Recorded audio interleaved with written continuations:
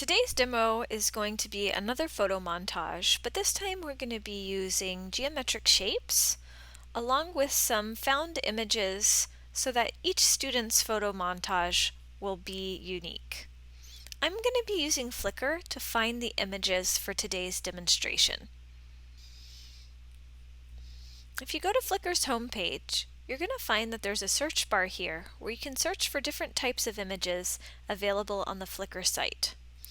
I'm going to start by just finding some landscape imagery. Landscape imagery can be mountains, deserts, starscapes, or anything in between. I'm going to start with a starscape and see what I can find. You could also type in sky or mountains at night. You'll notice that lots of these images are going to be rather dark. So keep that in mind when you're choosing your imagery. You might want a brighter colored image when you're choosing your second image. When I search for photos on Flickr, notice that there is an option for changing the type of license available. If you go to the upper left-hand corner in the Flickr search page, you'll see there's an option that says any license. If you click on the arrow next to it, you can select new licenses. No known copyright restrictions, US government works, or all Creative Commons. I'm going to select no known copyright restrictions. Ooh, not very many starscape images, but if I type in something like mountains,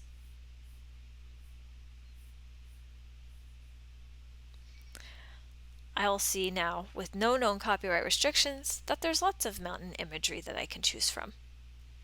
So I'm just going to scroll through here and pick an image that I want to use for the background or the foreground of my photo montage. And what we'll be doing is we'll be using two different images. One will be the interior shape, and the other image will be the background shape. So you can kind of select which ones you like as you select your two images.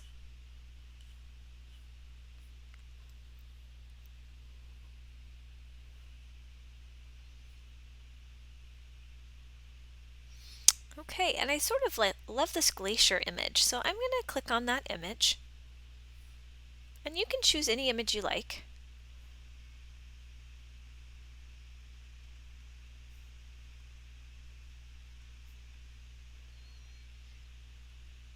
Oh, interesting. My Chrome is not opening up.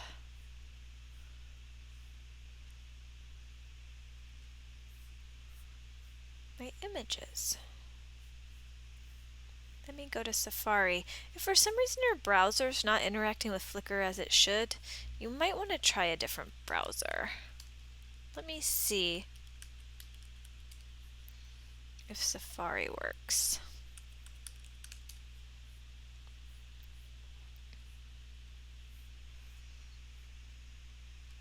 Here we go.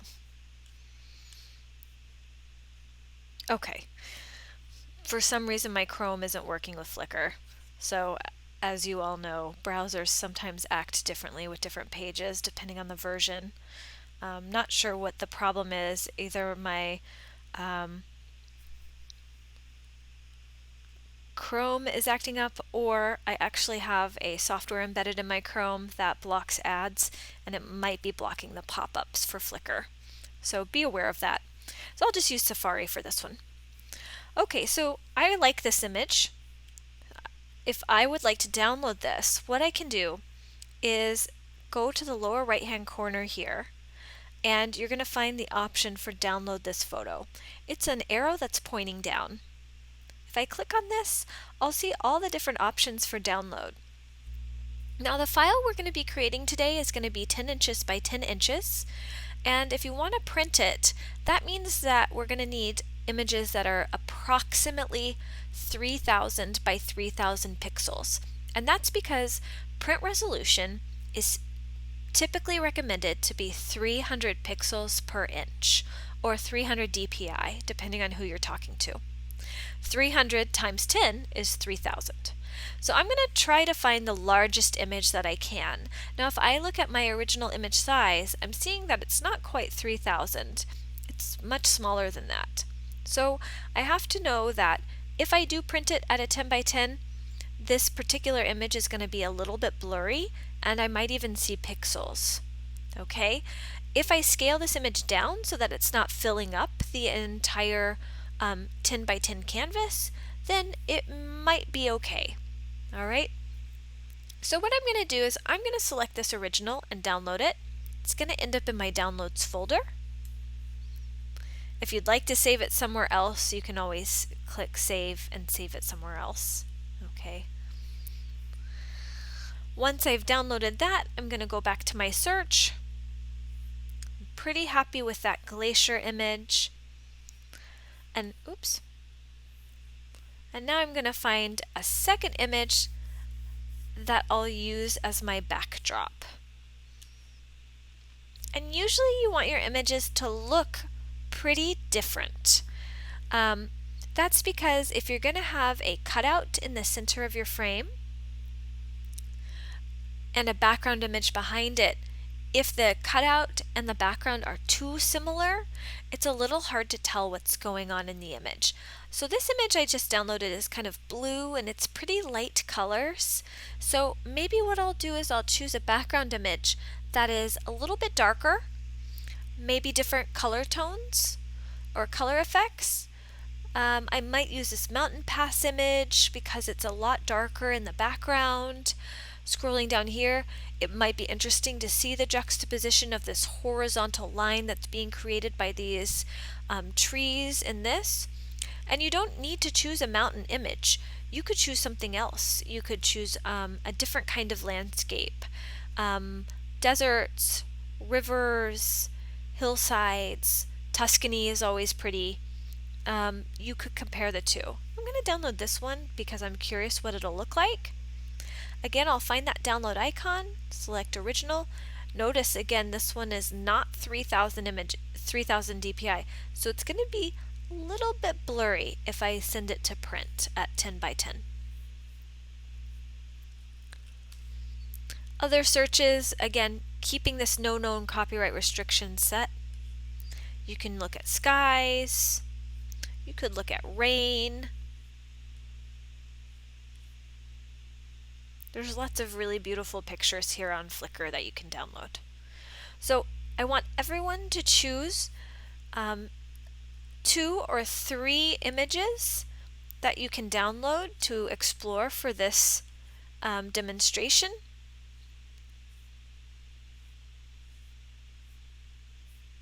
And I've downloaded 2.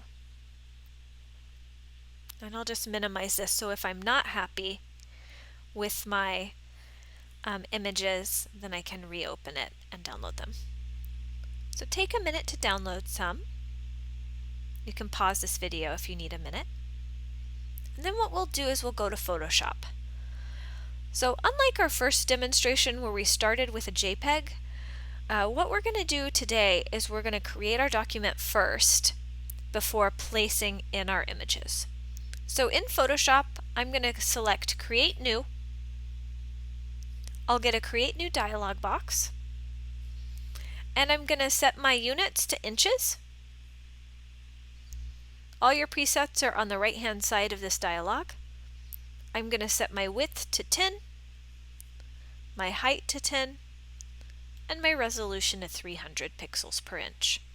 Color mode should be RGB, and background contents can remain white. If you wanted to give your document a title, I'm just going to call this Graphic Composite, and I'll click Create. So I have a square canvas, and you'll notice that I'm using my Essentials workspace again. I have my double column toolbar on the left side. At the top we have our tool settings, and on the right we have our windows. If any windows are missing or you want to reset your workspace, remember you can always go to your window menu, workspace, and select Essentials or reset those. All windows are visible in this drop-down menu. If you want something to be visible again, let's say you accidentally closed out your layers window and you want to see it again, you simply select it. Anything that has a checkbox is currently visible. So if I look to the right, I'm seeing that I have color, layers, and properties all visible in my workspace right now. Okay, let's get started by adding our background image. To add an image, let's go up to my File menu. Let's select Place Linked. I'm going to navigate to my Downloads folder because I know that's where my JPEGs are. Yours might be somewhere else, but navigate to the new JPEGs that you just downloaded from Flickr. And again, I have a little trouble seeing my thumbnails. My eyesight's not so good. So I'm going to select my JPEG. Actually, I'm going to select this other JPEG. And I'm going to click Place. And it's going to place my JPEG into my image. Now notice that it's going to resize that JPEG so that it fills in the width of my image or the height depending on the type of JPEG you selected. What we want is we want this background image to actually fill in our entire canvas. In order to do that, I'm going to have to resize this to actually be 10 inches tall. After placing an image, currently I still have my, basically it's a transform box is what it's called when you see that X and those white squares around the edge. So what I'll do is I'm going to, with that transform box still visible, I'm going to go up to my settings at the top here, and I'm going to make sure that my width and height are linked together. Make sure that link is selected. And then I'm going to type in, for my height, 10 inches. So 10 space IN. And what that's going to do is it's going to resize your image so that the height is 10. Now if your image was in portrait format, meaning it's more of a vertical image, you might have to type in 10 IN for width. Okay, I just find that this is easier than dragging the corners, because when you drag the corners, notice how mine are going off of my canvas a little bit. It can sometimes be inconvenient to have to continuously drag around the space. But if you do have to drag around, know that you have a hand tool that will help you drag around the canvas if you're zoomed in or out. Okay, so with a height of 10 inches, this looks good. I'll press return to set my transformation. And now it's filled in my background. If I want to move this image around a little bit, press V on my keyboard. I'll get my move tool and I can drag it to reframe the image. Now if I wanted it to frame a little bit differently, I could continue to scale up or down. But I think at 10 this looks pretty good, pretty nice. Okay. Now that I've moved this, I've scaled it, I'm going to rename my layer. So I'll go to my layers panel, double click on the name of this layer, and I'm just going to call this background. I know we already have a background layer, but eventually we'll delete that because we don't really need it. Okay, so this will be my background image. Now let's add the image that's going to be in our foreground. Okay, let's go up to our File menu, select Place Linked, and I'm going to select my second photograph.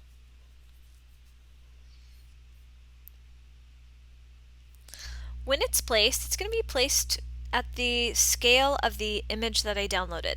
So remember how I said the scale is too small for print? You're seeing now what the actual scale is. So instead of being 10 inches, it's more like 7 inches across. If you're a numbers person and you want to see your ruler, you can hit Command R or Control R if you have a PC, and that will give you a ruler that will kind of give you an idea of the scale of everything. With this image placed, notice I have a transform box by default. I'm going to scale this up. Remember, in Adobe 2019, you can scale by dragging your corners diagonally. If you have an earlier version, you're going to have to hold Shift while dragging diagonally from any corner. And let's scale this up. If you want to just type in a height, maybe what I would do is I would link my width and height and type in something like 8 inches. Now that might be too big or too small depending on what you're working on. So that's totally up to you what you want the scale of your image to be. Now this image is going to eventually be masked out with a geometric shape. Okay, so I'm going to do the best I can, and I have smart guides up, so I'm seeing my magenta lines as I center this image, but you don't have to keep it centered. You could shift it left, right, up, or down. Excuse me. Once I'm happy with the placement and the scale, just press return to set the transformation, and then I'll go over to my layers panel, double click the name of this layer, and rename it foreground image. So what we're going to do today is we're going to use our geometric selection tools to create our design. The first thing we're going to do with this foreground image layer is we're going to mask it out with a geometric shape. Now the shape that I'm going to use is going to be a circle. Okay, to do that I first need to create a selection. So I'm going to go to my Marquee tool here. I'm going to hold my mouse down so that I see a flyout menu with the additional marquee options. And the marquee I'm going to be choosing is the elliptical marquee. Now, when you look at these flyout menus for tools, notice that you'll be given shortcut keys. Both the rectangular marquee and the elliptical marquee have M as their shortcut, which means you can use Shift M to toggle between these two tools. Shift M. But you can always just select from the tool menu. So I'll select the elliptical marquee tool. And the way the elliptical marquee tool works is you click and drag to create an ellipse. I'm holding my mouse right now. I'm not releasing. If I want this to be a circle, I have to hold Shift. As I'm holding Shift and dragging out, I'll see a circular selection. If I release my mouse, I'll see my marching ants. And if I hover over the edge, I'll see that cursor with the white square telling me that if I hold my mouse down and drag, I can now move the selection. So you can move the selection around to decide where in this image you want the cutout to frame. So I'm going to frame a little bit of the glacier and a little bit of the land or the cliffside.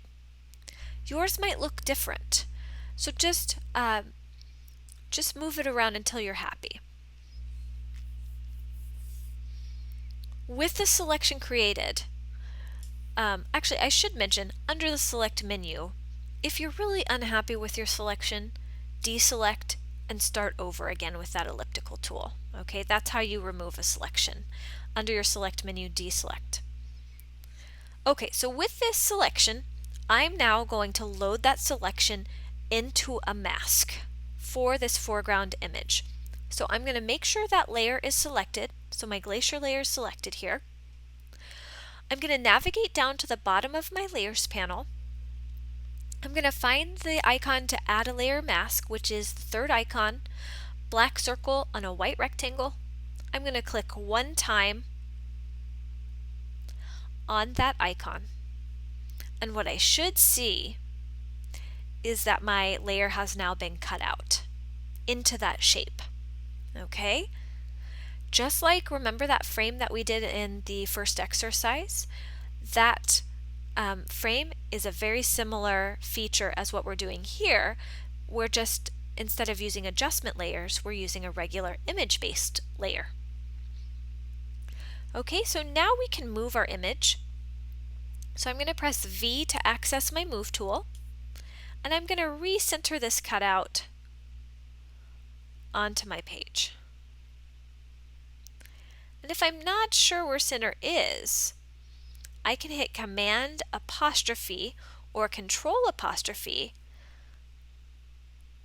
and I can see my grid. So I know that this is actually my center.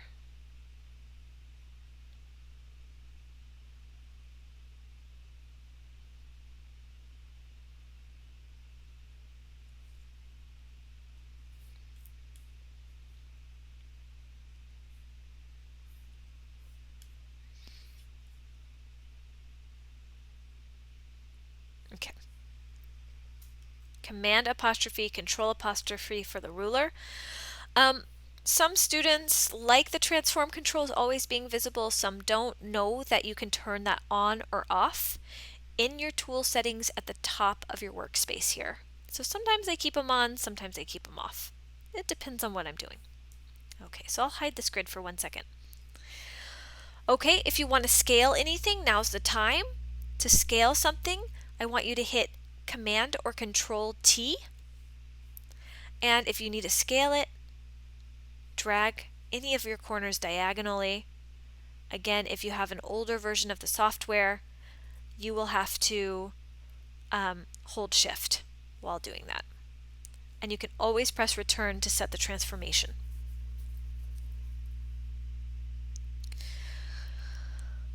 All right, so we already have a composite here. We have 2 photographs in one space, one canvas, and we're seeing both of them. And that's what a montage or a composite actually is. What we're going to do with our 2 images is we're going to be making, I'll just pull this up so you guys can see it.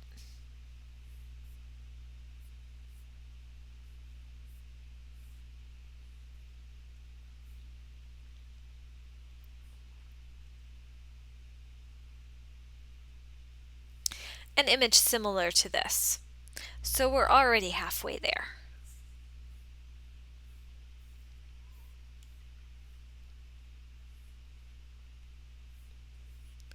We already have a composite, so we can see these images. So now what we're going to do is we're going to add some effects.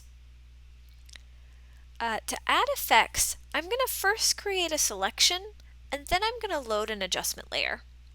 So I'm going to bring my my grid back up into view. Control apostrophe or Command apostrophe on a Mac. If you don't remember the shortcut key, know that grids are things that you view. So they're available under your View menu. Select View, Show, Grid. And there's a reason I want to see my grid. I'll zoom in here just a little bit. Remember, you can zoom with Command plus or Control plus. You can use your zoom tool, or if you have a trackpad, which is what I have, you can just zoom in using your trackpad. Now what I'm going to be using to create a triangular shape over this circle is going to be my lasso tool, but not the normal lasso tool. I'm going to hold my mouse down over the lasso tool in my toolbar. It's right underneath my move tool, and I'm going to find my Polygonal lasso tool, which, based on the name, allows you to make polygons or multi-sided shapes. Notice that the shortcut key for all three lasso tools is L. So if you wanted to toggle through your different lassos, Shift L would allow you to do that. The Polygonal lasso tool allows you to make multi-sided shapes, and the shape we're going to make is a triangle, but know that you could make any kind of shape you want that has multiple straight edges. So this will allow me to create straight sides. The reason I have my grid visible is because it's going to allow me to identify where I want my Polygonal lasso tool to set down points. So I'm going to start at the top of my circle here, and I'm going to find this center point on my grid. And right where this grid and the circle meet is where my first point is going to be. And points are set down where the point of your cursor is. So I'm going to click just one time, and that will set down a point. And even though you can't see the point, what you'll now see is this line following you around, which is telling you what your polygonal side is going to look like. So I'm going to navigate down to the left here, and I'm going to find a point where the grid and the circle meet again. Now yours might be up here, it might be down here, but I'm going to find one that's sort of lower, but on the lower left quadrant. I'm going to click one time, and that will set down my second point. I'll navigate to the right, and I'm going to find where the grid meets the circle again. Notice I'm getting a nice, perfectly horizontal edge for my polygon or my triangle. I'll click again one time, and I'll navigate back to the top. Notice as I navigate to the top and back to my original point, I'm seeing a circle next to my polygon. What that's telling me is that I'm about to close my selection. And having things closed means that all edges have been defined, so there's no openings. I'll close by clicking one time, and I know it's closed because now I'm seeing my marching ants, which is telling me I have a closed selection. With this triangle created, what I'll do is I'm going to add an adjustment layer. Okay, so I'll navigate to the right side of my screen where I have my windows. I'm going to find my Adjustments tab, and I would just say double check that you do have your foreground image layer selected or your topmost layer. I'll navigate to my adjustments, and I'm just going to use my brightness contrast adjustment for this one. And you'll see that the triangular selection that you just defined has now been loaded into your brightness contrast layer. So this adjustment layer, you won't be able to see your adjustment until you change the properties of the adjustment. Again, your properties might pop out into your canvas area, or they might continue to be visible here in your window workspace. So shift your slider for brightness or contrast up or down.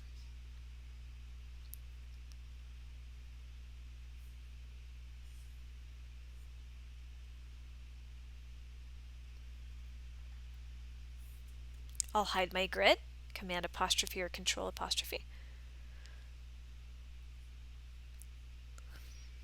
Okay, and you can use any adjustment. I'm using brightness contrast, but you could use hue saturation, and I could give you an idea of what that would look like. If I wanted to just kind of explore adjustments, I could add a hue saturation adjustment here. And if I wanted to see what it would look like with this same mask, I could simply copy this mask into that hue saturation. To make copies of things, hold down Option, click, drag, and release where you want it to be copied. I believe on a PC, Option is actually Alt. Okay, Option or Alt. If you hold that down while you drag something, you'll get a duplicate. So for me, what I did is I dragged the thumbnail for the mask, and I released that over the original mask for hue saturation. Now I'm going to hide the brightness contrast layer for a second. We haven't talked about that, but to hide layers, click where the eyeball is on the far left side of your layer window, and you can hide that layer so that you can see what it looks like without it. So I've hidden the brightness contrast so that I can take a look at my hue saturation. So just to give you an idea of what happens with hue and saturation, and then I'll scroll down to see more of my properties. I could darken this. Interestingly enough, I don't love hue saturation. I think this image is a little too light for hue saturation to have a huge impact. But depending on the type of colors that are in this image for you, you might find that this is a really neat adjustment to add over it. Okay, so I don't like my hue saturation, so what I'll do is I'm just going to delete that layer by dragging it to the trash can. And then I'll bring my brightness contrast back up.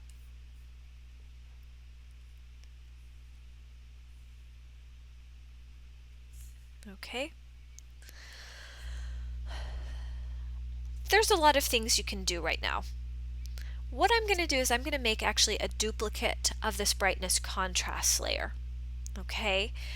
To duplicate a layer, you can either right click or control click, and you'll get a flyout menu that includes duplicate layer. But you could also option or alt and then click drag release, just like we did with the mask, and you'd also get a duplicate. So I'm just going to duplicate that brightness contrast layer. So again, just hover over the layer you want to change, control click if you have a Mac, you can right click if you have a mouse that right clicks, and then you can select duplicate.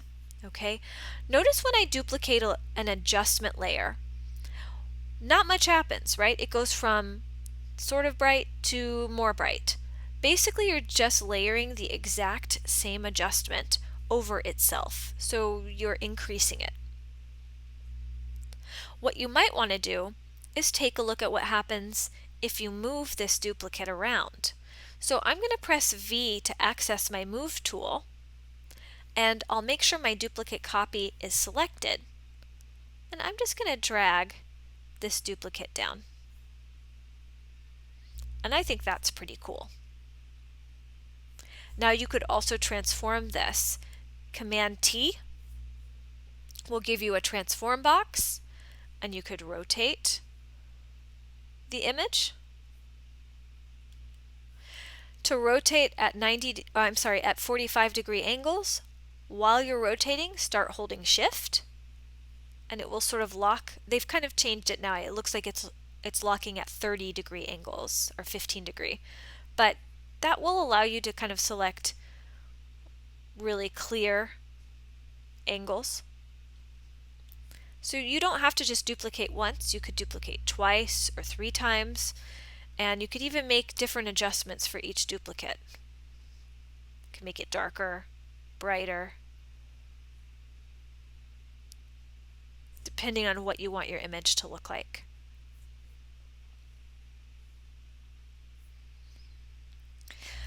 So by layering simple things like adjustments and using different kinds of geometric shapes, you actually don't need a lot of photographs to make it look like it's a detailed design. I'll show you how to add some effects to give this a little bit of depth. And again, you are free to experiment. So even though I simply duplicated and moved my triangle down, you might choose to rotate, scale, duplicate several times your shapes. It's totally up to you. I encourage you all to explore the kinds of shapes you can come up with and what happens when you start layering your adjustments. Okay, so let's add a couple of effects to create depth. I'm going to select my circle. Well, it's not my circle. I'm going to select my background image. I'm sorry, foreground image with the circle mask. I'll select that. And then what I'm going to do is I'm going to be adding an effect. So I'll go down to the bottom of my layers window, I'll click on my effects, and then I'm going to add an outer glow. So effects are available for lots of different types of effects. I'm choosing outer glow, maybe you choose drop shadow, you can explore. So I'm going to select outer glow. And the way outer glow works, and all effects really, is there's a blend mode that determines how this effect is applied. We'll talk more about blend modes in the future, but if I look at blend modes, we have normal blending modes, we have darkening blending modes, they're kind of grouped together, lightening blending mode, so you can see that screen is our default and it's going to brighten the pixels on the canvas. Overlay will, and the remaining blending modes here, this is going to be about the midtones and how they're used. Hard light might make it higher contrast, as is vivid light. Overlay is going to be softer. Okay, so there's all these different types of groups. I'll keep it on screen for right now. And then you have opacity, noise. Notice you're really not seeing my outer glow right now.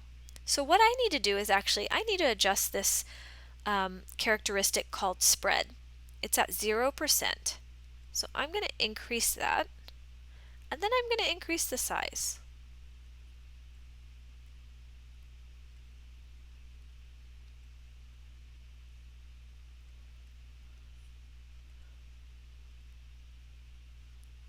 And you can even change the technique, softer or precise. So you can kind of toggle back and forth with these until you get a glow that you're really happy with. And if I think it's too bright white, because my images are already pretty white, I can bring the opacity down a little bit so it's a more subtle glow. I can also change the color. So if I want to get kind of funky with it, maybe I change the color of my glow. The color of your glow is being defined by this white swatch here. If I click on it, I can select a new color, just so you guys can see this. And you can see what's starting to happen there.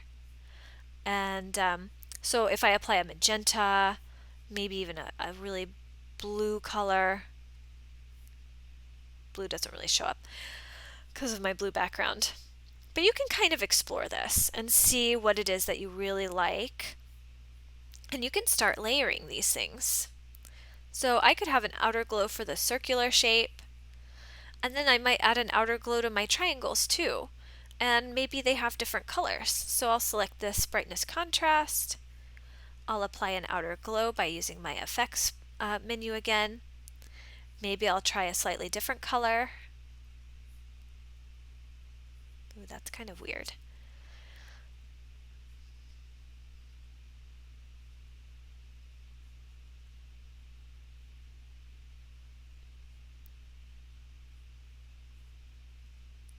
Turns out I really like the magenta. So you can explore the different colors. Again, you can make adjustments to these if they're not looking exactly the way you want them to look.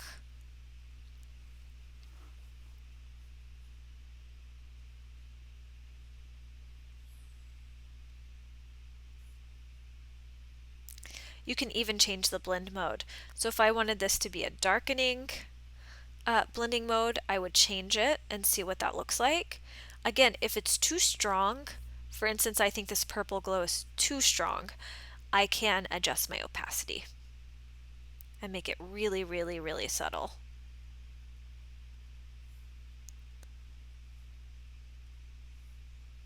I might even just choose, a blue like this that really matches my image and just barely apply that.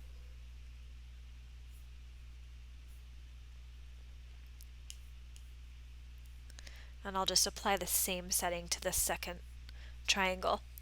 When you apply effects, the next time you try to apply that same effect, it will start off with the last settings that you used. Okay, so I think this is looking pretty good, kind of funky. Notice when you look at your layers window now, you can see your effects. You can see which effects are here, and if you want to keep adjusting them, let's say you're questioning your effect, you just double click the name of the effect and you'll get your effect dialog box. It's actually called the layer style dialog box because it's going to allow you to apply all different styles. But this will allow you to go in and make any changes that you want to make.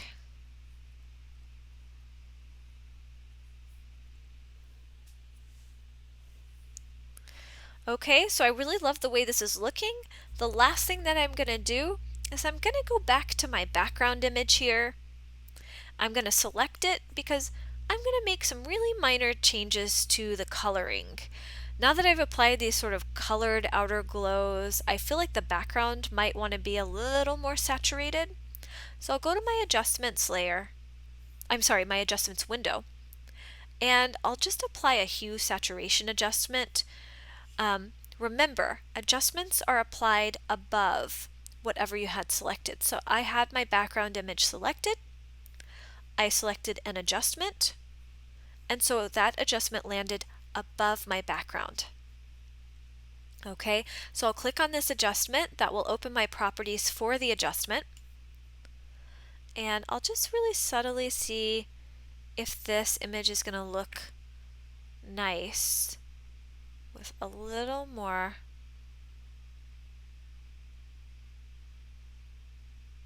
So I've applied a bit more of a bluish purple overlay to the background.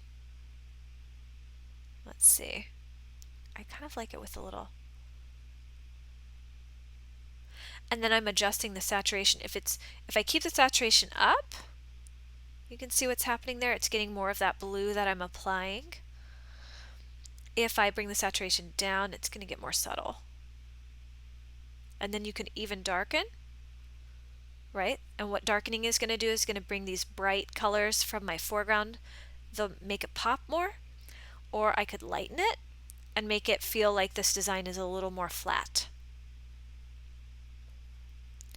Again, this is a demonstration to show you how you can really create graphics simply using selections and adjustments. So feel free to experiment. Once you're happy with your composition, what we'll do is save it the same way as before. We'll go up to our File menu, we'll select Save As, call this your last name, first name, and then week 1, exercise 2, WK1, EX2, change the format to JPEG, and save this for upload. Remember that your JPEG could be 8 to 10 for quality. Hopefully this gave you some ideas for how you can approach graphics in Photoshop, and I look forward to seeing what you all come up with. Don't forget that Flickr is a great place to find images and to search based on copyright restrictions. It's really important as a designer, especially when you start getting paid, that you're using images that either have no copyrights or that you understand the licenses associated with your imagery, because otherwise a business cannot use an image because it's under someone else's copyright restrictions.